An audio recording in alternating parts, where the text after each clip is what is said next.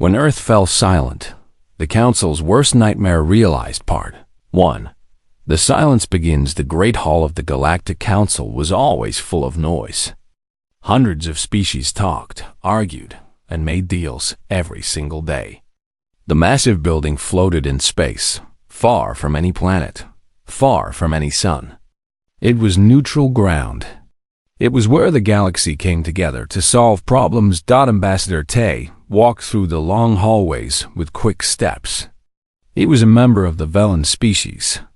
His skin was pale blue, and his eyes were large and dark. He had served on the council for 40 years. He had seen wars begin and end.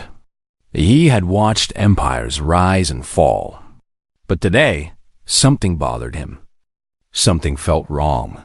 He entered the main chamber and looked around. The room was shaped like a giant bowl. Seats rose up on all sides, filled with representatives from 1,000 different worlds. In the center, a large platform held the speaking area. Above it, massive screens showed news and data from across the galaxy. Tay found his seat and sat down. His assistant, a young Velen named Sue, leaned close to him. "Sir, did you receive the report?" Sue whispered. "What report?" Tay asked. "From the communication division. About Earth." Tay felt a small chill run through his body. Earth, the human homeworld. Just hearing that name made many council members nervous. Humans were strange creatures. They were young compared to other species. They had only been part of the galactic community for 300 years. But in that short time, they had made a big impact. Humans were loud. They were always talking, always broadcasting, always sending messages across space. Their radio signals filled entire sectors of the galaxy. They built colonies faster than anyone else. They fought wars with a fury that scared older species. They laughed at danger. They loved risk. They were unpredictable. And now, according to the report Sue handed him, they had gone quiet. Tay read the document carefully. For the past 7 days, no signals had come from Earth. No radio waves. No television broadcasts. No communication of any kind. The planet was still there. Satellites still orbited it. But humanity had stopped talking.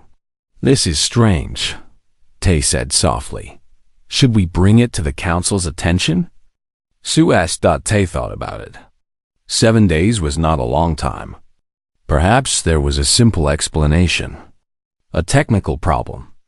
A system failure. Humans were not known for their careful maintenance, but something in his gut told him this was different. He stood up and walked to the speaking platform. The council leader, an ancient being named Vorn, watched him approach. Vorn belonged to the Drawn species. He was very old, nearly 800 years. His body was covered in gray scales, and his voice was deep and slow. "Ambassador Tay," Vorn said. "You wish to speak?" "Yes, council leader.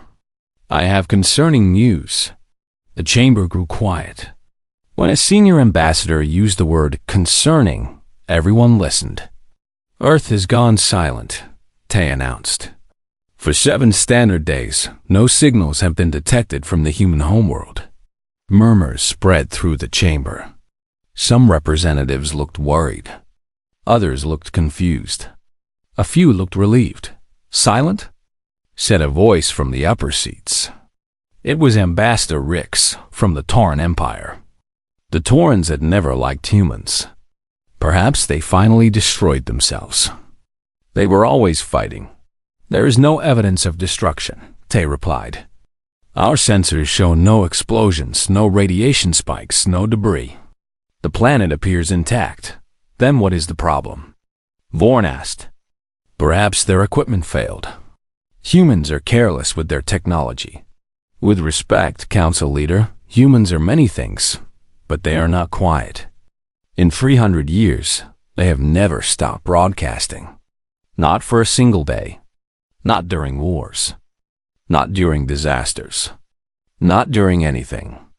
This silence is unnatural. Vorn considered this. His old eyes looked tired. What do you suggest? We should send a ship to investigate. Ambassador Rix laughed. Waste resources on humans? Let them be silent. The galaxy is more peaceful without their noise. May in the chamber agreed. Tay could see it in their faces. They did not like humans. They did not trust humans. They were happy to ignore them. But Tay remembered history. He remembered what humans had done during the border war 50 years ago. A small human fleet had faced the entire Corvan armada. Everyone expected the humans to surrender.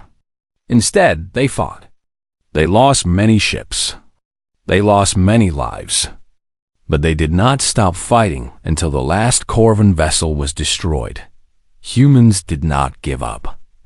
They did not stay quiet. When humans stopped making noise, it meant they were planning something. Council leader Tay said, I must insist. We need to know what is happening on Earth. Vorn was silent for a long moment.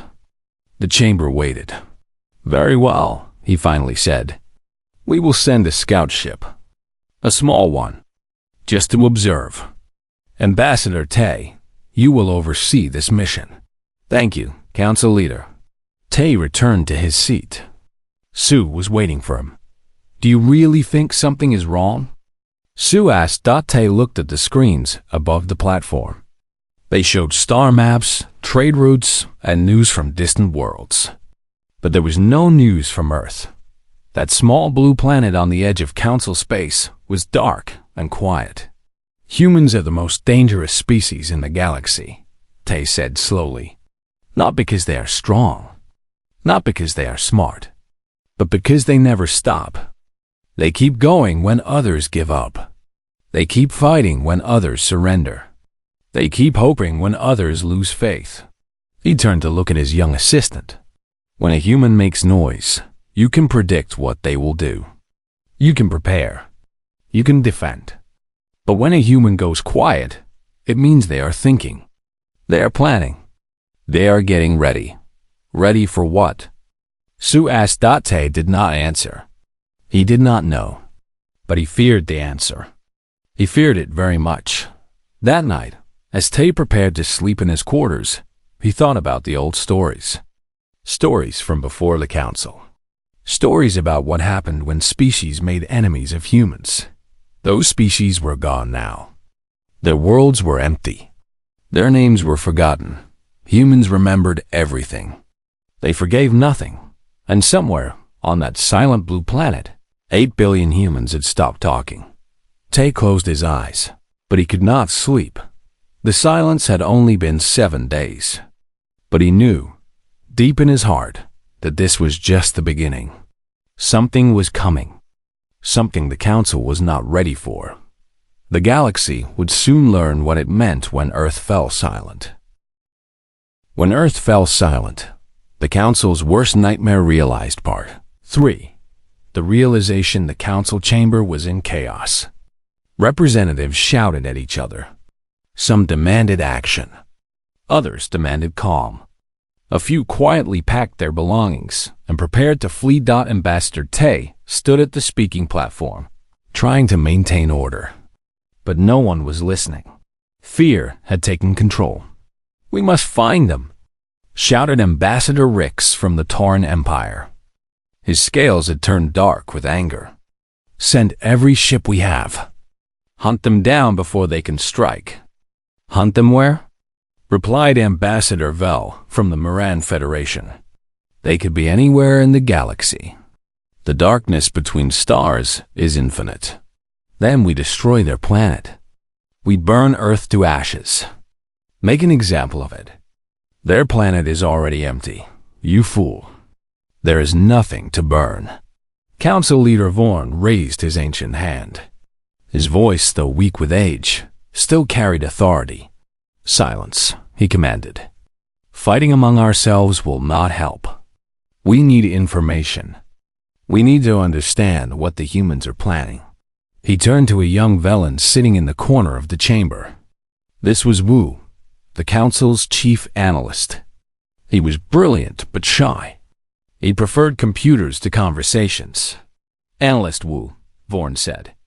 You have been studying the human archives. What have you found? Wu stood up nervously. He carried a small device that projected images into the air. His hands were shaking.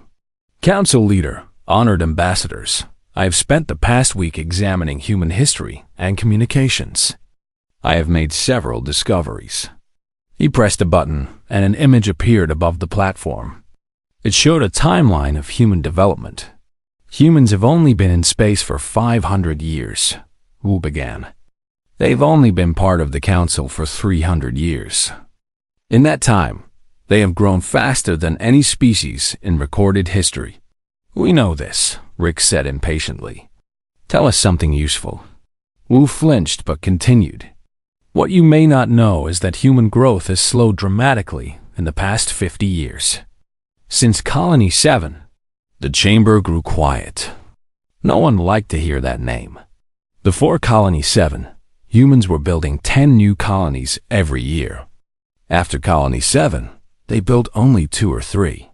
Before Colony 7, human population was increasing by 1% annually. After, it remained stable. Perhaps they reached their natural limit, Warren suggested. No, Wu said. Humans do not have natural limits. They push past every boundary. What I found was something different. They were hiding. He changed the image. Now it showed economic data, trade numbers, manufacturing reports. Human exports decreased by 40% after Colony 7. Their imports increased, especially of rare minerals and advanced components. But their visible consumption did not increase. The materials were going somewhere, but we could not see where. What are you saying? Tay asked. I am saying that for 50 years, humans have been secretly building something. Something big. They reduced their visible presence while increasing their hidden activities. They made themselves seem weaker while actually growing stronger. Wu changed the image again. This time, it showed star maps. I analyzed human exploration missions from the past 50 years. They sent thousands of ships to scan empty regions of space. Regions far from Council territory. Regions where no one ever goes. Empty regions have no value, Val said. Nothing to mine. Nothing to colonize. Nothing we know of, Wu replied. But humans see things differently. They find value where others see nothing. I believe they were searching for hiding places. Locations where they could build without being observed. The chamber was completely silent now. Every representative was listening closely. Let me explain what I think happened, Wu continued. After Colony 7, humans realized the Council would never protect them. They realized they were alone.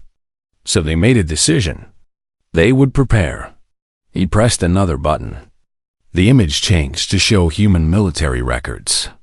Officially, the human fleet has remained the same size for 50 years. 300 warships. A defensive force, nothing more. But I found discrepancies in their shipyard records. Materials went in that did not come out. Workers were hired who never appeared on employee lists. Energy was consumed that was never accounted for. How much? Tay asked quietly. Wu looked directly at him. His eyes were filled with fear. But based on my calculations, humans have secretly built between 8,000 and 10,000 warships. Perhaps more. Gasps filled the chamber. Some representatives stood up in shock. Others sat frozen in disbelief. That is impossible, Rix declared. We would have detected their construction. Not if they built in the empty regions. Not if they developed new technologies to hide their activities. Humans are masters of deception. They smile while plotting revenge. They shake hands while planning war. Council Leader Vorn leaned forward in his seat. His old face looked tired and scared. Analyst Wu, are you telling us that humanity has been preparing for war for 50 years? That everything they showed us was a lie? Yes, council leader. And there is more. Wu changed the image one final time. It showed a single transmission captured by a deep space probe just days ago. The transmission contained only text. Simple words in the human language. We remember Colony 7. We remember 10 million lives. We remember those who refused to help. The council chose the Taurans over us. Now we will choose ourselves over everyone. Earth is silent because we are done talking. The next sound you hear will be our guns. The message ended. The chamber was silent. When did they send this? Tay asked. 3 days ago. It was broadcast on a frequency we almost never monitor. I found it by accident. Then they wanted us to find it, Tay realized. They wanted us to know. Yes, they want us to be afraid. They want us to know what is coming. Ambassador Rick stood up. His body was shaking with rage and fear. We must strike first. We must find them and destroy them before they destroy us. Strike where? Vel asked. We do not know where they are. Then we search. Every ship in the galaxy. The galaxy has 400 billion stars. Even if we searched for 1,000 years, we could not check them all. Vorn raised his hand again. His voice was heavy with despair. It does not matter. If Analyst Wu is correct, we cannot defeat them. Our combined fleet is less than 5,000 ships. If humans have 10,000 or more, with technology we have never seen, we have no chance. Then what do? Tay asked. Vorn was silent for a long moment. When he spoke, his words were soft and sad. We wait. We pray. And we hope that when humans return, they will show us more mercy than we showed them. The session ended. Representatives returned to their quarters. Many began sending messages to their home worlds, warning them, preparing them. Wu gathered his equipment and walked out of the chamber. Tay stopped him in the hallway. Analyst, your work was excellent. You may have saved many lives with your warning. Wu shook his head. I have saved nothing, Ambassador. I have only told the truth. And the truth is that we are all going to pay for what was done to Colony 7. He walked away into the darkness of the hallway. Tay stood alone, thinking about the future. Somewhere out there, hidden in the vast emptiness of space, humanity was waiting. They had planned this for 50 years. They had sacrificed their homeworld. They had given up everything to build their secret fleet. And now they were coming. The council had ignored their cries. The council had let 10 million of them die. Now, the council would learn the price of betrayal. Tay closed his eyes and whispered a prayer to gods. He did not believe in. The storm was coming, and nothing could stop it. When Earth fell silent, the council's worst nightmare realized. Part 2. Growing unease. 3 weeks had passed since Earth went silent. The scout ship had been sent, and now it was finally approaching the human homeworld. Commander Hana sat in the captain's chair and watched the blue planet grow larger on the screen. Hana was a Velan, like Ambassador Tay. She had served in the Council's exploration fleet for 20 years. She had visited hundreds of worlds. She had seen beautiful things and terrible things. But she had never felt fear like she felt now. We are entering Earth's orbit, said her pilot, a young male named Jin. All systems normal. Begin scanning, Hana ordered. I want to know everything. Life signs, energy readings, communications, everything. The ship moved slowly around the planet. Earth looked peaceful from space. Blue oceans, green lands, white clouds. It was a beautiful world. Hana could understand why humans loved it so much, but something was wrong. She could feel it. Commander, Jin said, his voice shaking. I am not detecting any communications. No radio signals. No satellite transmissions. Nothing. What about life signs? Jin checked his instruments again. His face grew pale. There are no life signs, Commander. None at all. Hannah stood up from her chair. That is impossible. Earth is 8 billion humans. You cannot hide 8 billion life signs. I am telling you what the sensors show. The planet appears empty. Hannah walked closer to the main screen. She stared at the planet below. Cities should be visible on the night side, lit up with millions of lights. But the night side was dark. Completely dark. Take us lower, she ordered. I want a closer look. The ship descended through the atmosphere. They flew over a large city. Hannah recognized it from her studies. It was called Seoul, one of the biggest human cities. Millions of people had lived there. Now it was empty. The buildings still stood. The streets were clean. Cars sat in parking lots. But there were no people. No movement. No sound. This makes no sense, Jin whispered. Where did they go? Land the ship, Hannah said. We need to investigate on foot. They landed in a large open area.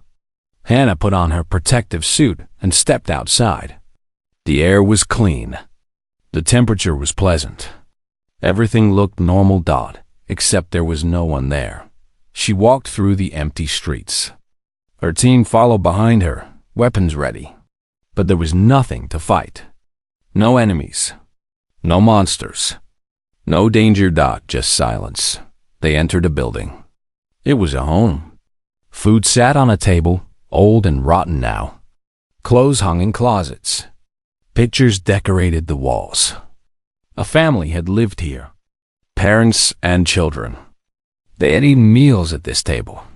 They had slept in these beds, but they were gone. Commander, look at this. One of her team members, a female named Mira, pointed to a wall. On it hung a calendar. The last day marked was exactly 3 weeks ago. The same day Earth went silent. They left on that day, Mira said. All of them. At the same time. 8 billion people cannot leave at the same time, Hannah replied. It is impossible. But the evidence was clear. There were no bodies. No signs of fighting. No signs of disease. The humans had simply left. All of them. In one day, they searched for hours. They visited other cities. The result was always the same. Empty buildings. Silent streets. No humans anywhere. Finally, Hannah contacted Ambassador Tay on a secure channel. Ambassador, I have completed my investigation. What did you find, Commander? Hannah took a deep breath. Earth is empty. The humans are gone. There was a long pause. Gone? What do you mean gone? I mean they are not here. 8 billion people have disappeared. There is no sign of violence. No sign of disaster. They simply left. Another pause. When Tay spoke again, his voice was filled with fear. Left? Left to where? I do not know, Ambassador. But I found something else. Something that might explain things. Hannah had her team send a data file. It contained images from their investigation. Images of empty military bases with no weapons. Images of empty shipyards with no ships. Images of empty factories with no machines. The humans did not just leave their homes, Hannah explained. They took everything with them. Every weapon. Every ship. Every piece of equipment that could be useful. This was not an evacuation. This was a planned departure. But where could they go? We have mapped the entire galaxy. We would have seen them. Hannah looked up at the stars. The night sky over Seoul was beautiful without the city lights. She could see millions of stars. The galaxy is very big, Ambassador. And humans are very clever. If they did not want to be found, they could hide anywhere. Why would they hide? What are they planning? Hannah remembered her training. She remembered studying human history. Humans were survivors. They adapted. They overcame. When they faced problems, they did not complain. They found solutions. But humans also held grudges. They remembered every insult, every betrayal, every wrong done to them. And the council had done many wrongs to humanity.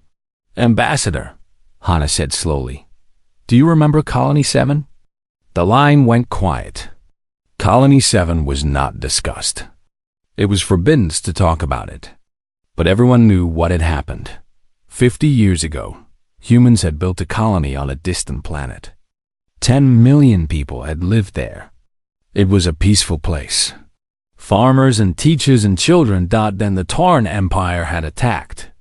They wanted the planet for themselves. The humans asked the council for help. They begged for protection. The council refused. They did not want to anger the Taurans. They sacrificed Colony 7 to keep the peace. All 10 million humans died. That was a long time ago, Tay said. Surely humans have forgotten. Humans never forget, Hana replied. And they never forgive. She looked at the empty city around her. 8 billion people had lived on this planet. Now they were gone. They had taken their weapons. They had taken their ships. They had disappeared into the darkness of space. They are coming back, Hana said. I do not know when. I do not know where. But they are coming back. And when they do, the council will learn what happens when you betray humanity. She ended the call and stood alone in the silent city. The wind blew through empty streets. Somewhere, a door creaked open and then closed. Earth was a ghost world now. A reminder of what had been. But out there, in the darkness between stars, humanity was waiting. They were building. They were preparing. They were remembering. And one day, they would return. Hana boarded her ship and left Earth behind. She had completed her mission. She had found the truth. But the truth brought no comfort. Only fear. The council had made an enemy of humanity. And now that enemy had vanished into the void. When they came back, there would be no warning. Only silence. And then the storm. When Earth fell silent, the council's worst nightmare realized. Part 5. The reckoning. 29 minutes had passed. The council chamber was still arguing. Some wanted to fight. Some wanted to surrender. Some wanted to flee. Ambassador Tay stood at the center of the chaos, trying to make them understand. We do not have time for this. He shouted. The humans will destroy us in 1 minute if we do not respond. Let them try. Ambassador Rick screamed back. The Tauran Empire does not surrender. We would rather die than bow to these hairless apes. Then you will die, Tay said coldly. And so will everyone else on this station. Is your pride worth 300,000 lives? Rix fell silent. He had no answer. Council leader Vorn raised his trembling hand. His voice was barely a whisper. Enough. Ambassador Tay is right. We cannot win this fight. Our only choice is to accept the human demands and hope for mercy. Mercy? Rix laughed bitterly. Humans do not show mercy. They showed us their true nature when they threatened to burn our worlds. We showed our true nature first, Vorn replied. When we let Colony 7 burn. When we chose politics over lives. When we betrayed those who trusted us. The old leader stood up slowly. His body was weak, but his voice grew stronger. I have lived for 800 years. I have seen empires rise and fall. I have watched species destroy themselves and each other. And I have learned one truth that never changes. Actions have consequences. He looked around the chamber at all the frightened faces. We chose to abandon humanity in their darkest hour. Now humanity has chosen to make us face that choice. This is not cruelty. This is justice. Painful, terrible justice. He turned to Tay. Ambassador, open a channel to the human fleet. Tell Captain Yuna that the council accepts her terms. All of them. Tay nodded and walked to the communication panel. His hands were steady as he opened the channel. Captain Yuna, This is Ambassador Tay. The Council has reached a decision. We accept your terms. We will give you justice." There was a pause. Then Yuna's voice came through, calm and measured. "All terms, Ambassador? Including the surrender of the Tarn leadership for trial? Including the formal recognition of human authority over Council military decisions? Including the establishment of Colony 7 Memorial Day as a galactic holiday?" Tay looked at Rix. The Tarn ambassador's face was purple with rage and humiliation. But he did not speak. He could not speak. 10,000 warships had taken his voice away. "All terms, Captain. Without exception." "Very well. Admiral Day will board your station in 1 hour to accept your formal surrender. You will treat him with respect and courtesy. Any hostile action will result in immediate destruction of this station." "Understood, Captain. One more thing, Ambassador." "Yes? You voted against helping Colony 7 50 years ago. I have seen the records. You were young. You followed the majority. You were afraid." Tay felt his shame rising again. "Yes, I was. I do not forgive you. I cannot forgive you. But I recognize that you tried to warn the Council about us. You tried to prepare them. You saw the truth when others refused to see. I saw too late. My warning changed nothing. Perhaps. But you tried. That is more than most did." The channel went silent. But it was not a threatening silence anymore. It was something else.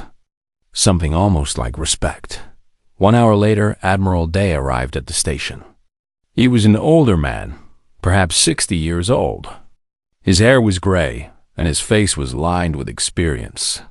He wore a simple uniform, dark blue with silver buttons. On his chest, he wore a medal shaped like a broken planet, the symbol of Colony 7.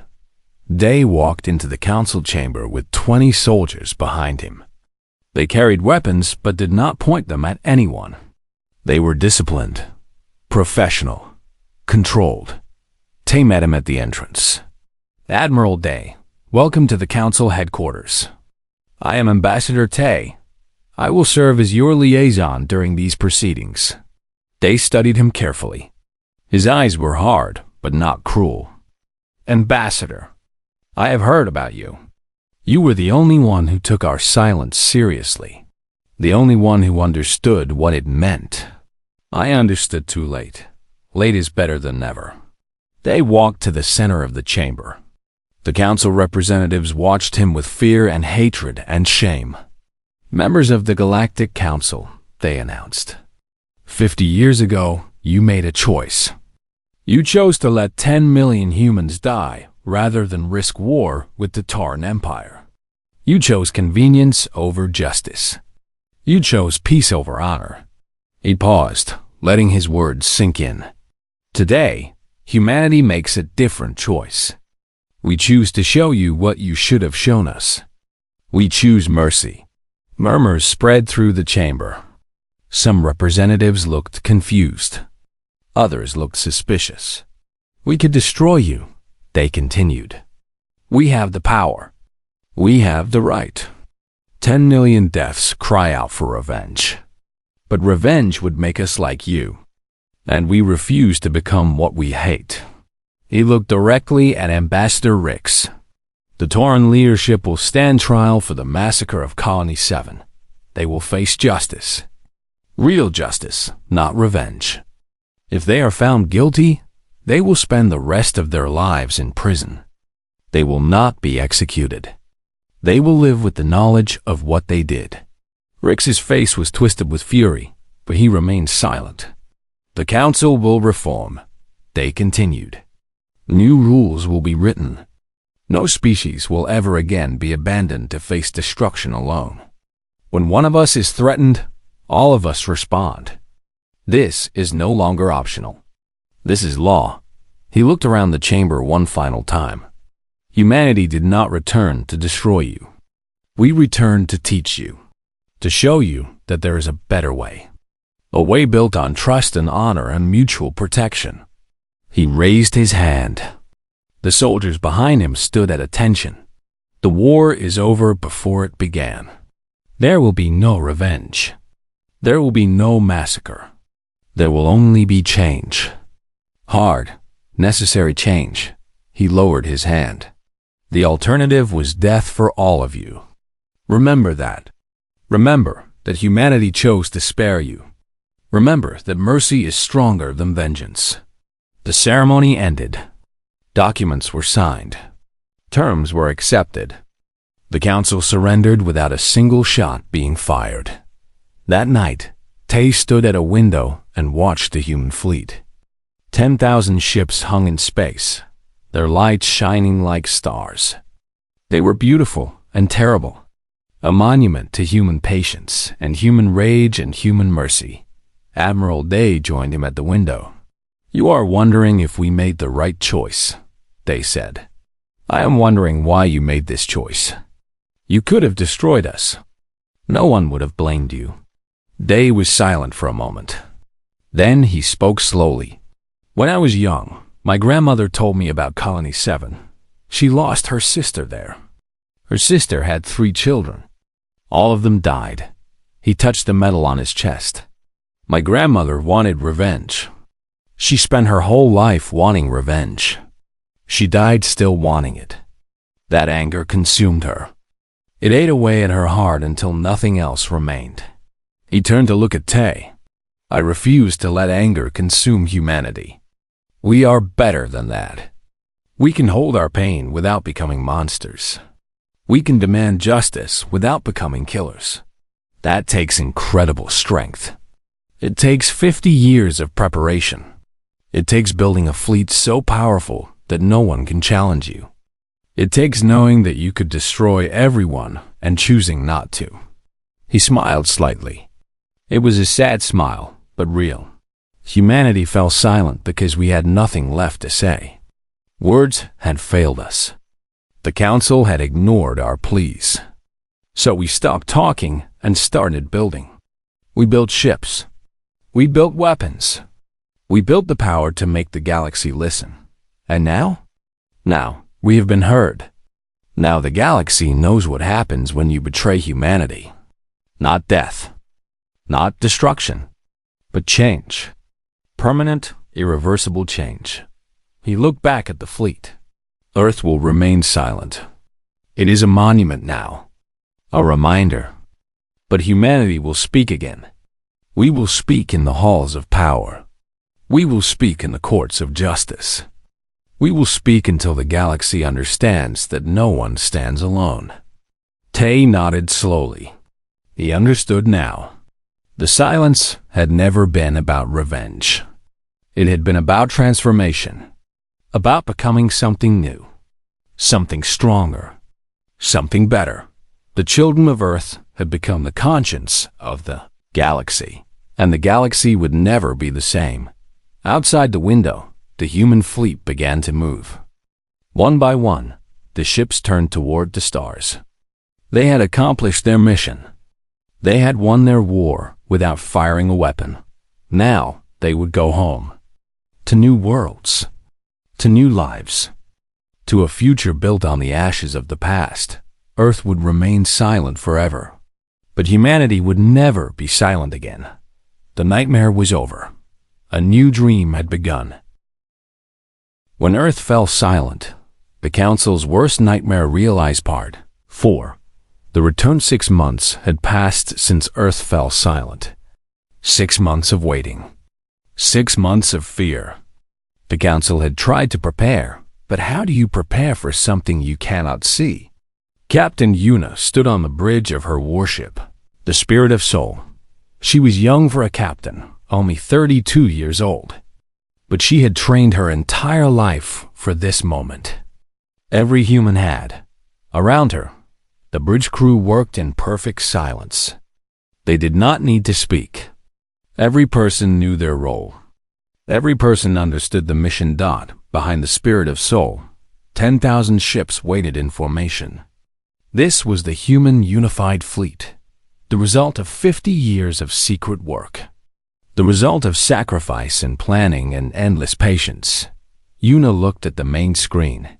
It showed the target location, the council headquarters, the place where the galaxy's leaders had gathered, the place where they had condemned Colony 7 to death. "Captain," said her first officer, a tall man named Bora, "all ships report ready. We are waiting for your command." Yuna nodded. She touched a small object hanging around her neck. It was a piece of stone from Colony 7. Her grandmother had lived there. Her grandmother had died there. Every human in the fleet carried something similar. A reminder. A reason. "Open a channel to all ships," Yuna ordered. "Channel open, Captain." Yuna stood up from her chair. Her voice was calm and clear. "Soldiers of humanity, brothers and sisters, children of Earth, today we complete what we started 50 years ago. Today we show the galaxy that humanity does not forget. Today we honor 10 million souls who were abandoned by those who promised to protect them." She paused. On every ship, thousands of humans listened. The council thought we were weak. They thought we were foolish. They thought we would accept their betrayal and move on. They were wrong. We spent 50 years preparing. We gave up our homes. We gave up our comfort. We built this fleet in the darkness between stars. We trained in silence. We waited with patience. Now the waiting is over. Now the silence ends. Now we return. She raised her hand. "Engage engines. Take us to the council headquarters. Let them see what humanity has become." 10,000 ships moved as one. Their engines glowed bright blue against the black of space. They accelerated toward the target, faster than any ships in the galaxy. At the council headquarters, the alarm started screaming. Ambassador Tay was in his quarters when the warning came. He ran to the main chamber as fast as his old legs could carry him. When he arrived, the room was already in chaos. "How many ships?" Council Leader Vorn demanded. "At least 10,000, a young officer reported. His voice was shaking.